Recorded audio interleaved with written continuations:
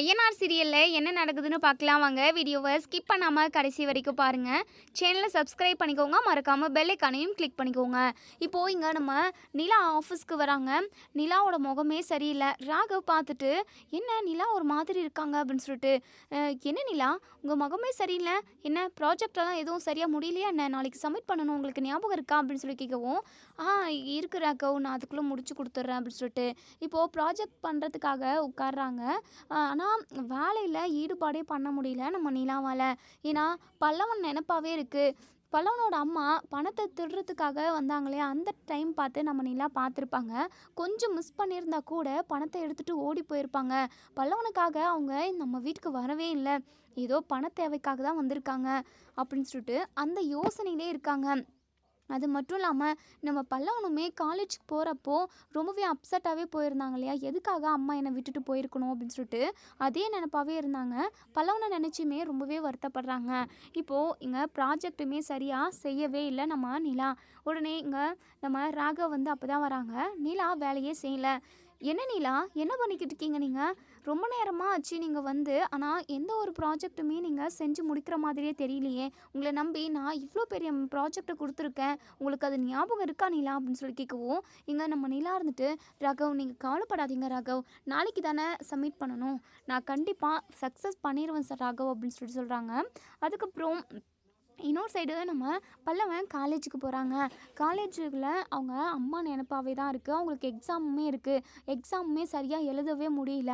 எக்ஸாமும் முடிஞ்சு இப்போது காலேஜிலேருந்து வெளியே வராங்க. அப்போது யாருன்னா இங்கே பல்லவனோட அம்மா கோமல் வந்து நிற்கிறாங்க. அவங்க அம்மாவை பார்த்ததுமே பல்லவன் பயங்கர சந்தோஷமாக அழுதுகிட்டே வந்து அவங்கள கட்டி பிடிச்சிக்கிறாங்க. இங்கே நம்ம பல்லவனோட அம்மாவுமே இவனை வச்சு தான் நம்ம நினச்ச காரியத்தை சாதிக்கணும் அப்படின்னு சொல்லிட்டு நினைக்கிறாங்க. பல்லவா பல்லவா நீ நல்லா இருக்கியா பல்லவா அப்படின்னு சொல்லிட்டு இங்கே கோமல் வந்து நடிக்க ஆரம்பிக்கவும், இங்கே நம்ம பல்லவன் நடந்துட்டு, ஏம்மா எதுக்காக நீங்கள் என்னை விட்டுட்டு போனீங்க? அம்மா நான் என்ன தப்பு பண்ணேன், எதுக்காக நீங்கள் அடிக்கடிக்கு என்னை விட்டுட்டு போயிடுறீங்க, சின்ன குழந்தையிலேயே என்னை விட்டுட்டு போயிட்டீங்க, இத்தனை வருஷத்துக்கு அப்புறம் என்னை தேடி இப்போ வந்திருக்கீங்க அப்படின்னு சொல்லிட்டு நான் ரொம்ப சந்தோஷமாக இருந்தேன். ஆனால் 2 நாள் கூட முழுசாக இல்லை, அதுக்கப்புறம் யார்கிட்டையுமே சொல்லாமல் கொள்ளாமல் நீங்கள் பாட்டுக்கு போயிட்டுருக்கீங்க அப்படின்னு சொல்லி கேட்கவும், இங்கே கோமல் சொல்கிறாங்க, இங்கே பாரு பல்லவா, நான் அந்த வீட்டில் இருக்கணும், உன் கூட இருக்கணும்னு சொல்லிட்டு தான் எனக்கு ரொம்ப ரொம்ப ஆசை. ஆனால் உன் அப்பா தான் அதை நடக்கவே விட மாட்டேங்கிறாரே. நீங்கள் எல்லாரும் நைட்டு தூங்கிட்டு இருந்தீங்க, அப்போது என்னை கழுத்தில் கத்தி வச்சு மிரட்டினாரு.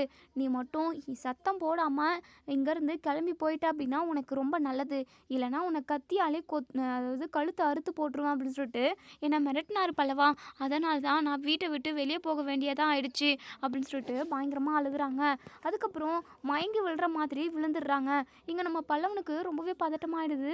ஐயோ அம்மா என்னம்மா ஆச்சு அப்படின்னு சொல்லிட்டு அவங்க பேக்கில் இருக்கிற வாட்டர் பாட்டிலில் வாட்டரை எடுத்து முகத்தில் தெளிக்கவும், அப்போ தான் இங்கே பல்லவனோட அம்மாவுமே அப்படியே கண் விழிக்கிறாங்க.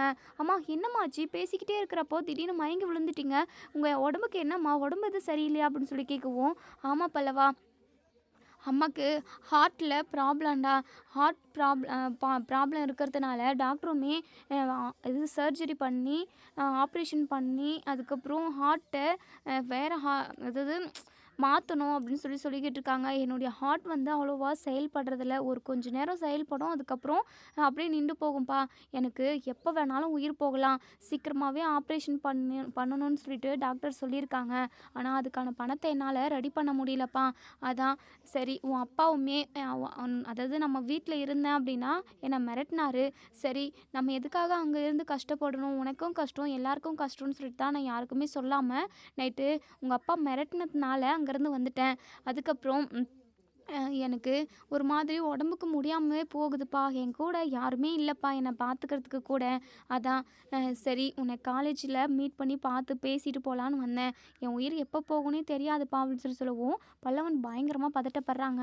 இங்கே பல்லவன் இருந்துட்டு, இங்கே பாருங்கம்மா, நீங்கள் கவலைப்படாதீங்கம்மா, நீங்கள் பெத்த பிள்ளை நான் இருக்கிறப்போ நீங்கள் எதுக்காக கவலைப்படுறீங்க, ஆப்ரேஷன் தானே, அதுக்கான பணத்தை நான் ஏற்பாடு பண்ணுறேன் அப்படின்னு சொல்லிட்டு இங்கே கோமலுமே, சரி வேண்டாப்பா, நீ எதுக்காக கஷ்டப்படுற, நீ வாழ வேண்டிய பையன், அது மட்டும் இல்லாமல் இப்போ நீ படிச்சுக்கிட்டு இருக்க, படிக்கிறப்போ உன்னால் எப்படிப்பா காசு புரட்ட முடியும், வேண்டாம் விடுப்பா, இந்த உயிர் போனால் போயிட்டு போகுது, நான் யாருக்காகடா இருக்கணும், நான் இருந்தேன் அப்படின்னா யார் எனக்காக இருக்கா, யாருமே எனக்கு இல்லாதப்போ நான் எதுக்காக உயிரோடு இருக்கணும், என் உயிர் எப்போ போகட்டுமோ போயின்னு போகுதுடா அப்படின்னு சொல்லிட்டு எங்கள் கோமல் வந்து சொல்லவும், இப்போது பல்லவன் இருந்துட்டு, அம்மா இப்படியெல்லாம் பேசாதீங்கம்மா, எனக்கு அழுகையாக வருது. நான் இருக்கிறப்போ உங்களை நான் இப்படி விட்டுருவேனாம்மா? கண்டிப்பாக அப்படியெல்லாம் விடமாட்டேம்மா. உங்களை நான் காப்பாத்துறேன். அம்மா எவ்வளோ செலவாகுமா அப்படின்னு சொல்லிட்டு கேட்கவும், டேய் பல்லவா, எப்படியும் ஆப்ரேஷன் முடியறதுக்கு 2,00,000 2,50,000 ஆகிடுமாண்டா. மாத்திரை மருந்துன்னு சொல்லிட்டு செக்கப்புக்கு அதுக்கு இதுக்குன்னு எல்லாத்துக்குமா சேர்த்து ஒரு 3,00,000 ஆகுமாண்டா அப்படின்னு சொல்லிட்டு எங்கள் கோமல் வந்து பிளான் பண்ணி கரெக்டாக வீட்டில் இருக்கிற பணத்தை எப்படியாவது பல்லவன் கையால் இருந்து எடுக்க வச்சிடணுன்றதுனால தான் இப்படி ஒரு 3,00,000 ஆகும் அப்படின்னு சொல்லிட்டு கரெக்டாக வீட்டில் இருக்கிற பணத்தை பற்றி பேசுகிறாங்க. 3,00,000 ஆகும் அப்படின்னு சொல்லிட்டு இங்கே நம்ம பல்லவன் வந்து யோசிக்கிறாங்க. அவ்வளோ பெரிய அமௌண்ட்டு என்னால் புரட்ட முடியுமா என்னன்னு தெரியலம்மா அப்படின்னு சொல்லவும், இங்கே பாரு பல்லவா, உன்னை நான் காசு ரெடி பண்ணி கொடுக்க சொல்லியெல்லாம் உன்னை பார்க்கறதுக்காக நான் வரல. கடைசியாக உன்னை பார்த்துட்டு போயிடுவோமே அப்படின்றதுக்காக தான் வந்தேன். நம்ம வீட்டுக்கெல்லாம் நான் வந்தேன் அப்படின்னா கண்டிப்பாக உன் அப்பா என்னை உயிரோடவே விட்டு வைக்க மாட்டாருடா. நாங்கள்லாம் வரல. எப்பயாவது உன்னை அடிக்கடிக்கு வந்து நான் காலேஜ்லேயே பார்த்து பேசிக்கிறேன்டா. அது மட்டும் இல்லாமல் எத்தனை நாளைக்கு நான் உயிரோடு இருப்பேன்னு கூட எனக்கு தெரியாது பல்லவா அப்படின்னு சொல்லிட்டு இங்கே பல்லவனோட அம்மா வந்து ட்ராமா பண்ணிக்கிட்டு இருக்கவும் இதை எல்லாத்தையுமே நம்ம பல்லவன் வந்து நம்பிடுறாங்க. பல்லவன் வந்து தாயோட பாசத்துக்கு ஏங்கி இருந்தவங்க, எப்படா என் அம்மா, அதாவது அம்மா எப்போ கிடைப்பாங்க, எப்போ அம்மா நம்ம கூட இருப்பாங்க அப்படின்னு சொல்லிட்டு ஒவ்வொரு நாளும் நம்ம பல்லவன் வந்து ஏங்கின மனசு இப்போது இவங்க சொன்னது எல்லாத்தையுமே நம்பிடுறாங்க. இவங்க மேலே சுத்தமாக சந்தேகமே வரலை. இப்போது இங்கே நம்ம பல்லவன் இருந்துட்டு, அம்மா நீங்கள் கவலையே படாதீங்கம்மா, உங்களுக்காக நான் எப்பாடுபட்டாவது என் பிச்சை எடுத்தாவது கூட 3,00,000 புரட்டி கொண்டு வரம்மா, நீங்கள் கவலைப்படாதீங்க. அம்மா டாக்டர் எத்தனை நாளில் வர சொல்லியிருக்காங்க அப்படின்னு சொல்லி கேட்கவும், பல்லவா 2-3 நாள்லேயே ஆப்ரேஷன் பண்ணணும்னு சொல்லிக்கிட்டு இருந்தாங்க. அதெல்லாம் எங்களால் பணம் புரட்ட முடியாது, ஆப்ரேஷனெல்லாம் வேண்டான்னு சொல்லிட்டு தான் நான் டாக்டர்கிட்ட சொல்லியிருந்தேன். பணத்தை ரெடி பண்ணால் நாளைக்கே கூட ஆப்ரேஷன் பண்ணிவிடுவாங்க பல்லவா அப்படின்னு சொல்லிட்டு, அம்மா நீங்கள் கவலையே படாதீங்கம்மா, நான் கண்டிப்பாக எப்பாடுபட்டாவது நான் பணத்தை கொண்டு வரேன் அப்படின்னு சொல்லவும், வேணாம் பல்லவா அப்படின்னு சொல்லிடுவோம். அம்மா நீங்கள் வேண்டான்னு சொல்லாதீங்கம்மா அப்படின்னு சொல்லிட்டு, சரிம்மா நாளைக்கு காலையில் நான் காலேஜுக்கு வரேன், அப்போது நான் பணத்தோடு வரேம்மா அப்படின்னு சொல்லிட்டு சொல்கிறாங்க. சரி பல்லவா, நான் காலையில் இங்கே வெயிட் பண்ணிக்கிட்டு இருக்கேன், நீ பணத்தோடு வா பல்லவா, நான் ஆப்ரேஷனெல்லாம் முடிஞ்சு என் உடம்பு சரியாயிடுச்சு அப்புறம் அப்படின்னா கொஞ்சம் கொஞ்சமாக நான் பணத்தை திருப்பி கொடுத்துட்றேன் பல்லவா அப்படின்னு சொல்லிட்டு, பணத்தை பற்றியெல்லாம் நீங்கள் கவலையே படாதீங்கம்மா, நான் இருக்கிறப்ப நீங்கள் எதுக்கும் கவலைப்படாது, ஓகேவாம்மா? சரிம்மா, நீங்கள் நம்ம வீட்டுக்குமே வர முடியாது, நான் சீக்கிரமாகவே ஒரு நல்ல வேலைக்கு போயிட்டேன் அப்படின்னா தனியாக ஒரு பெரிய கோர்ட்டஸே கட்டி உங்களை நான் அதில் தங்க வைக்கிறேம்மா, நீங்கள் கவலையே படாதீங்க அப்படின்னு சொல்லிட்டு எங்கள் பல்லவன் வந்து பாய்மா அப்படின்னு சொல்லிட்டு போயிடுறாங்க. எங்கள் கோமலுக்கு பயங்கர சந்தோஷம். எப்படியோ இவன் நான் சொன்னது எல்லாமே நம்பிட்டான் அப்படின்னு சொல்லிட்டு சிரிச்சுக்கிட்டு இருக்க நேரத்தில் அவங்க ஹஸ்பண்ட் வராங்க.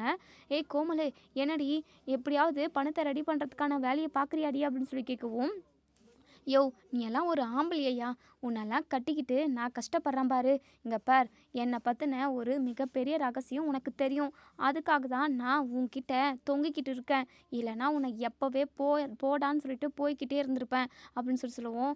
ஏய் கோமலே, என்னடி ஓவராக பேசிக்கிட்டு இருக்க, நீயும் நானும் தானே சேர்ந்து கடத்தை பண்ணோம், கடத்தை எல்லாத்தையுமே நம்ம கழிச்சு தான் ஆகணும், உன் பிள்ளைக்கிட்ட ஏதாவது நெய்ஸ் பேச்சு பேசினியாடி, வீட்டில் இருக்கிற பணத்தை கொண்டு வரேன்னு சொன்னானாடி அப்படின்னு சொல்லி கேட்கவும், யோ அது விஷயமாக தான் போட்டிருக்கேன், நான் அது இதுன்னு என்னென்னமோ சொல்லியிருக்கேயா, கண்டிப்பாக நாளைக்கு பணத்தோடு வரேன், பிச்சை எடுத்தாவது பணம் கொண்டு வரேன்னு சொல்லிட்டு என் பிள்ளை சொல்லியிருக்காயா, ஆனால் நீயும் கிரியே, என் பிள்ளை இத்தனை வருஷத்துக்கு அப்புறமா நான் அவனை பார்த்தேன், ஆனால் அவனுக்கு என் மேலே சுத்தமாக கோவமே இல்லை, என் மேலே மொத்தமாக பாசத்தையும் தான் கொட்டுறான், அப்படி அவன் பாசத்தை காட்டுறப்போ எனக்கே ஒரு மாதிரி மனசு தடுமாற்றமாக இருக்கியா அப்படின்னு சொல்லுவோம். ஏய் கோமலே, அப்படி தான் தடுமாறி இது தொலைச்சிட்டு போகிறேன், நல்லவளாக மாறிட போகிற, அதுக்கப்புறம் நடக்கிறதே வேற பார்த்துக்கோ, உன்னை கொஞ்சம் பெட்டில் விட மாட்டேன் அப்படின்னு சொல்லிட்டு இங்கே அவங்க ஹஸ்பண்ட் வந்து சொல்கிறாங்க. யோ அப்படியெல்லாம் நான் போக மாட்டேன், அதுதான் என் பையன் பணத்தை எடுத்துகிட்டு வந்து கொடுப்பான், அதுக்கப்புறம் என் பையனுக்கே டாட்டா பை பை சொல்லிட்டு வந்துக்கிட்டே இருப்பேன் அப்படின்னு சொல்கிறாங்க. சரி கோமலே, அந்த பயம் மனசில் இருக்கட்டும் அப்படின்னு சொல்லிட்டு 2 பேருமா பேசிக்கிட்டு இருக்காங்க. இப்போ கோமலையும் அவங்க ஹஸ்பண்டையுமே இங்கே கடங்காரம் வந்து ஊர் ஃபுல்லாக தேடிக்கிட்டு இருக்காங்க. கையில் கிடச்சா அந்த ஆளை விடவே கூடாது, வெட்டி புலி போட்டுறணும் அப்படின்னு சொல்லிட்டு தான் ஊர் ஃபுல்லாக தேடிக்கிட்டு இருக்காங்க. இன்னொரு சைடு நம்ம பல்லவன் வந்து வீட்டுக்கு போகிறாங்க. வீட்டுக்கு போனதுமே பயங்கரமாக யோசிக்கிறாங்க. அம்மாவை பார்த்த விஷயத்த வீட்டில் எல்லாருக்கிட்டையும் சொல்லலாமா அப்படின்னு சொல்லிட்டு யோசிக்கிறாங்க. இல்லை இல்லை, வேண்டவே வேண்டாம், வீட்டில் உள்ளவங்களுக்கு யாருக்குமே தெரியவே வேண்டாம், அம்மா சந்தோஷமாக இருக்கணும், பணத்தை வேற நம்ம ரெடி பண்ணணுமே, பணத்துக்கு என்ன பண்ணுறது, நாளைக்கு காலையில் அம்மாவை வர சொல்லியிருக்கோம், 3,00,000 ரூபான்றது பெரிய அமௌண்ட் ஆச்சு, நம்ம எப்படி ரெடி பண்ணுறது அப்படின்னு சொல்லிட்டு பயங்கரமாக யோசிச்சுக்கிட்டு இருக்காங்க. அப்போ தான் நம்ம பாண்டி, நிலா, சோழன் சொல்லிட்டு எல்லாருமே வேலை முடிஞ்சு வீட்டுக்கு வந்துடுறாங்க. நம்ம நிலா பல்லவனோட பக்கத்தில் வந்து உட்காந்துக்கிட்டு, பல்லவா நீ இப்போ ஓகே தானே பல்லவா அப்படின்னு சொல்லிட்டு, ஆ நான் நல்லா தான் இருக்கேன் நீ அப்படின்னு சொல்லிட்டு, ஏன்னா இப்போது பல்லவனோட அம்மா எங்கே போனாங்கன்னே தெரியலன்றதுனால ரொம்பவே வருத்தப்பட்டுக்கிட்டே காலைல நம்ம பல்லவன் வந்து காலேஜுக்கு போயிருப்பாங்க.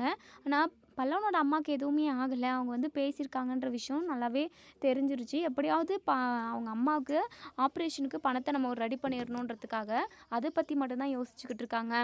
இப்போது நம்ம நிலா இருந்துட்டு பல்லவன் இப்போ ஓகேவாயிட்டு இருக்கான்.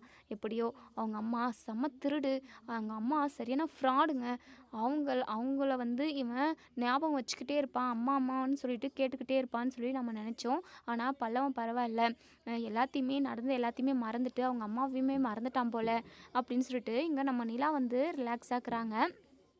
அப்போது இங்கே நம்ம சேருன்னு இருந்துட்டு, டே பாண்டி, உங்கள் கடை ஓனர்கிட்ட பேசினியாடா, பணத்தை நீ எப்படா எடுத்துகிட்டு போய் கொடுக்குற அப்படின்னு சொல்லி கேட்கவும், உடனே இங்கே நம்ம பாண்டி இருந்துட்டு, அண்ணே பேசிட்டேண்ணே, நாளைக்கே பணத்தை கொண்டு வர சொல்லியிருக்காரு அப்படின்னு சொல்கிறாங்க. சரிடா பாண்டி, மேலே தான் பணத்தை வச்சுருக்கேன், நீ தேவைப்படப்போ கேளு, நான் கொடுத்துட்றேன், நீ ஓனர்கிட்ட கொடுத்துட்ட அப்படின்னா கொஞ்சம் கடையெல்லாம் க்ளீன் பண்ணி அழகாக பூஜையெல்லாம் போட்டு அதுக்கப்புறம் கடையை ஓப்பன் பண்ணுடா அப்படின்னு சொல்கிறாங்க. சரிங்கண்ணே, அதெல்லாம் நான் பார்த்துக்கிறேன் அப்படின்னு சொல்கிறாங்க.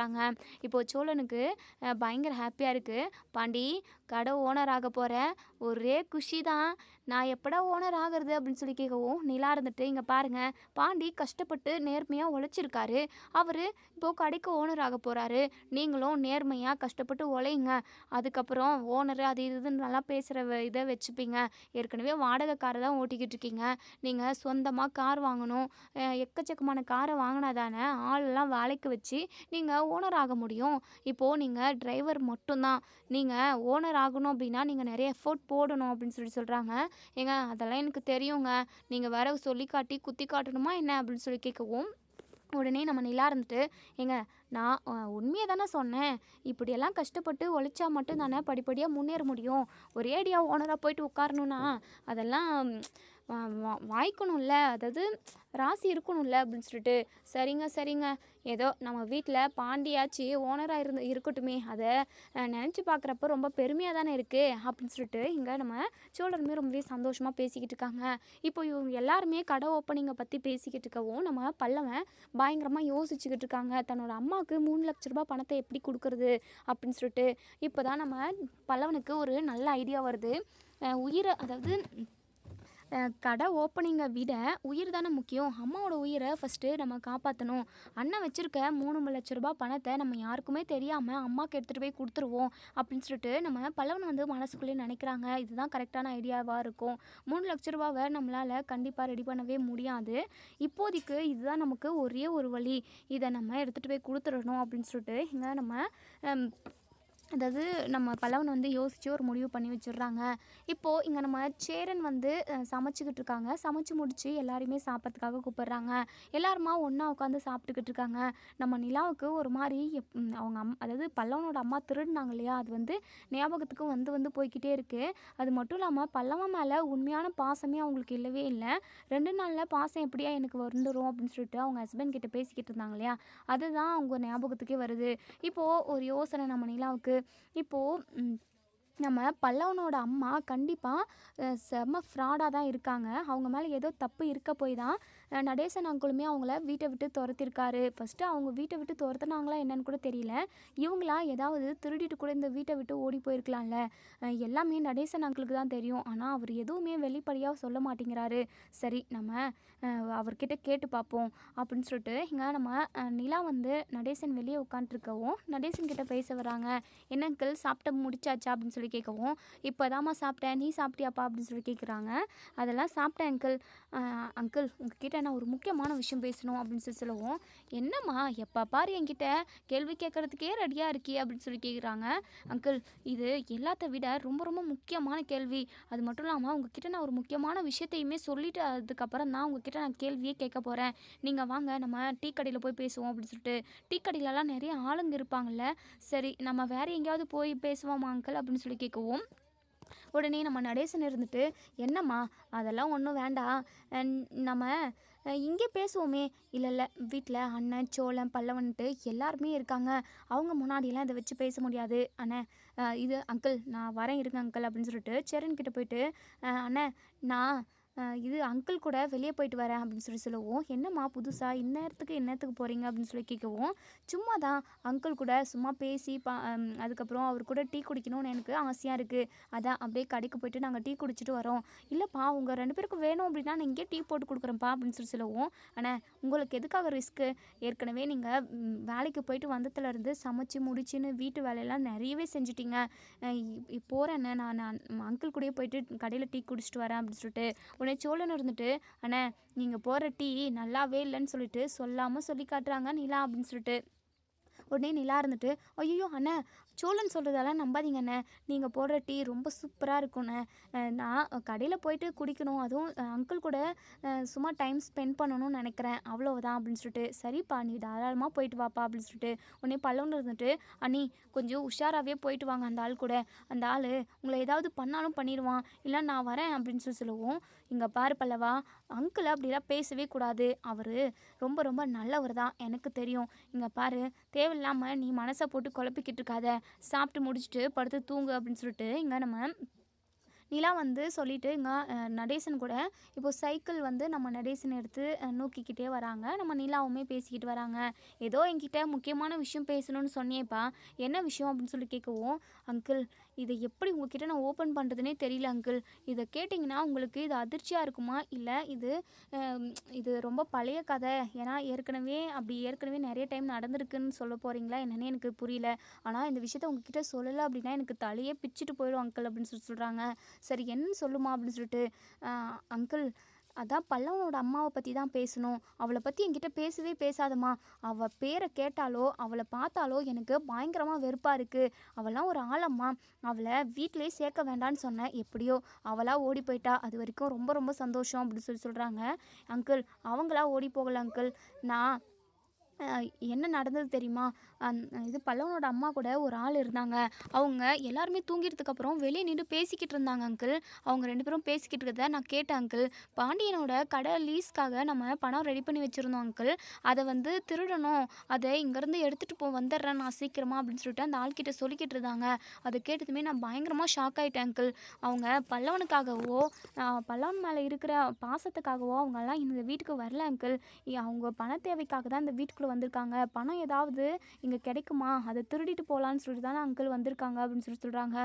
இதை கேட்டதுமே நம்ம நடேசன் இருந்துட்டு, என்ன நிலா சொல்கிற அப்படின்னு சொல்லி கேட்கவும், ஆமாம் அங்கிள் நான் சொல்கிறது தான் உண்மை அப்படின்னு சொல்லிட்டு, ஆமாம்மா அவள் சரியான ஃப்ராடு திருடு, எனக்கு அப்போவே தெரியும், நேற்று கூட அந்த ஒருத்தன் கூட அதான் அவன் வந்து அவளோட புருஷன் தான் அப்படின்னு சொல்கிறாங்க. என்ன சொல்கிறீங்க அங்கிள், அப்போ அவங்க சிங்கிளாக இல்லையா, அவங்க கல்யாண வாழ்க்கையில் தான் இருக்காங்களா அப்படின்னு சொல்லி கேட்கவும், ஆமாம்மா அவளை பற்றி உனக்கு தெரியவே தெரியாது, அப்பாப்பாப்பா அவளை பற்றி சொன்னால் நாள் ஃபுல்லாக சொல்லலாம், அந்த அளவுக்கு கேடு கெட்டவ அவ, ஆமாம் என்னம்மா பண்ணா, அப்போது பணத்தை எடுத்துட்டாளா அப்படின்னு சொல்லி கேட்கவும், அங்கிள் சேர அண்ணன் பணத்தை பெட்டியில் வச்சுருந்தார்ல, அதை எடுத்து கையிலையுமே மஞ்சப்பை எடுத்து வச்சுக்கிட்டாங்க, நான் பின்னாடியே போய் நின்று என்ன பண்ணுறீங்க கொடுங்க கையில் என்ன இருக்குது அப்படின்னு சொல்லிட்டு நான் வாங்கினேன் அங்கிள், அப்படியே பணமெல்லாம் கீழே செதறி விழுந்துருச்சு, அவங்க முழிக்கிறாங்க பணம் கரெக்டாக இருக்கா அப்படின்னு செக் பண்ணுறதுக்காக வந்தேன் அப்படின்னு சொல்லிட்டு என்கிட்ட சொல்லி சமாளிக்கிறாங்க அங்கிள், நான் விடவே இல்லையே, அவங்க வெளியே அந்த ஆள் கூட பேசிக்கிட்டு இருந்த விஷயத்தெல்லாம் சொல்லி கேட்டேன், அப்படியே திருட்டு முழிச்சாங்க அங்கிள், அதுக்கப்புறம் அங்கேருந்து ஓடி போயிட்டாங்க அங்கிள், அவங்கள பிடிக்கிறதுக்கு நான் எவ்வளவோ ட்ரை பண்ணேன், அவங்களும் அந்த ஆளும் 2 பேருமா சேர்ந்து தப்பிச்சிட்டாங்க அங்கிள், என்னால் பிடிக்கவே முடியல அப்படின்னு சொல்கிறாங்க. அப்போது கொஞ்சம் விட்டுருந்தா பணத்தை அடிச்சுட்டு போயிருப்பாள்ல ஃப்ராடு அப்படின்னு சொல்லிட்டு இங்கே நம்ம நடேசன் வந்து சொல்கிறாங்க. ஆமாம் அங்கிள், கொஞ்சம் நான் நம்ம அசந்திருந்தோம்னா கூட கண்டிப்பாக 3 லட்ச ரூபா பணத்தை எடுத்துகிட்டு போயிருப்பாங்க. அண்ணனும் சோழனும் கடன் தான் வாங்கியிருக்காங்க. அந்த கடனை கொஞ்சம் கொஞ்சமாக கழிக்கணும்ல. 3 லட்ச ரூபான்றது பெரிய அமௌண்ட் இல்லை. அதை எப்படியாவது சுருட்டிட்டு போயிடணும்னு நினச்சாங்க. கடவுள் புண்ணியத்தில் நான் அதை பார்த்துட்டேன் அப்படின்னு சொல்லிட்டு நம்ம நிலா சொல்கிறாங்க. ஏம்மா, இந்த விஷயமெல்லாம் எனக்கு ஏற்கனவே தெரியுமா, இப்படியெல்லாம் நான் நிறைய அனுபவிச்சுக்கிறேன். அதான் அவளை வீட்டுக்குள்ளே சேர்க்காதீங்கன்னு சொல்லிட்டு நான் எவ்வளவோ சொன்னேன். அனுபவிப்பீங்கன்னு சொன்னேன் இல்லை அப்படின்னு சொல்லிட்டு. அங்கிள், நீங்கள் அனுபவிக்குவீங்க அனுபவிக்கணும்னு சொல்லிட்டு நீங்கள் சொன்னீங்க. நான் கூட அப்போ உங்களை எதுக்கு இவர் இப்படி சொல்கிறாரு அப்படின்னு சொல்லிட்டு நான் யோசித்தேன். ஆனால் நீங்கள் விஷயத்த சொல்லியிருந்தீங்க அப்படின்னா நாங்கள் யாரும் அவங்கள வீட்டில் சேர்த்துருக்க மாட்டோம்ல, வீட்டை விட்டு துரத்திருப்போம்ல அப்படின்னு சொல்லவும் உடனே நடேசன் சொல்கிறாங்க. நான் சொன்னால் மட்டும் என் பேச்சை யாருன்னா நம்புவாங்களாம்மா? யாருமே நம்ப மாட்டாங்க. அதான் பட்டே திருந்துட்டோம் அப்படின்னு சொல்லி நினச்சேன். ஆனால் இந்த அளவுக்கு இவ்வளோ பெரிய அமௌண்ட்டை எடுத்துகிட்டு போகலான்னு சொல்லிட்டு பிளான் பண்ணுவான்னு நான் கொஞ்சம் கூட நினச்சி பார்க்கல. ஆனால் ஏதாவது ஒரு ஃப்ராட் வேலை பண்ணுவான்னு சொல்லிட்டு எனக்கு நல்லாவே தெரியுமா அப்படின்னு சொல்கிறாங்க. சரிங்க அங்கிள், அவங்கள நீங்கள் கல்யாணம் பண்ணிட்டு வந்தீங்க, லவ் பண்ணி கல்யாணம் பண்ணிட்டு வந்தீங்களா, இல்லை எப்படி உங்கள் கல்யாணம் நடந்தது அப்படின்னு சொல்லி கேட்கவும் உடனே இங்கே நடேசன் எடுத்துட்டு, அதெல்லாம் எதுக்குமா, அதெல்லாம் வேண்டவே வேண்டாம், அவளை பற்றி பேசுறதுக்கு கூட எனக்கு விருப்பமே இல்லை அப்படின்னு சொல்கிறாங்க. அங்கிள் சொல்லுங்க அங்கிள், ப்ளீஸ் அங்கிள் அப்படின்னு சொல்லிட்டு அப்போ தான் நம்ம நடேசன் சொல்ல ஆரம்பிக்கிறாங்க. நான் பல்லவன் இது சேரனோட அம்மா இறந்து போயிட்டாங்க.